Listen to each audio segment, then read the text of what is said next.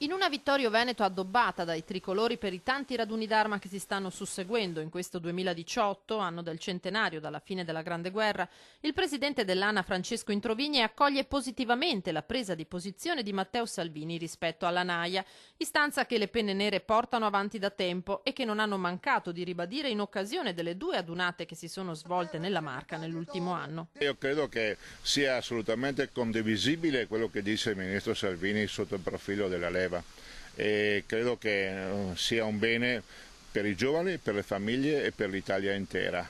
Questo è ciò che pensa la maggior parte degli alpini e comunque la dirigenza senz'altro. Vitale per dare continuità a corpi come gli alpini, ma non solo. Per noi significa dare la possibilità ai giovani di fare esperienze serie e concrete, di rivivere i valori, di proporli loro, di guardare al futuro anche per rimpinguare certo le nostre forze, ma non solo quello, ma soprattutto per creare una coscienza di nazione, di patria, per guardare i bisogni della società, per far sì che possano anche condividere quel percorso che noi stiamo facendo e intervenire laddove c'è bisogno. Mi riferisco e penso alle emergenze, penso alla necessità del sociale, al bene sociale in senso lato. Ecco. Altro che idea romantica, conclude Introvigne, ma un tema più che mai concreto. Credo che questa sia un'opportunità da non perdere e ciò che ha detto la Ministro Trenta, sì, non è solo sognare, voglio dire, io credo che dobbiamo proprio pensare concretamente, non certo a un servizio di leva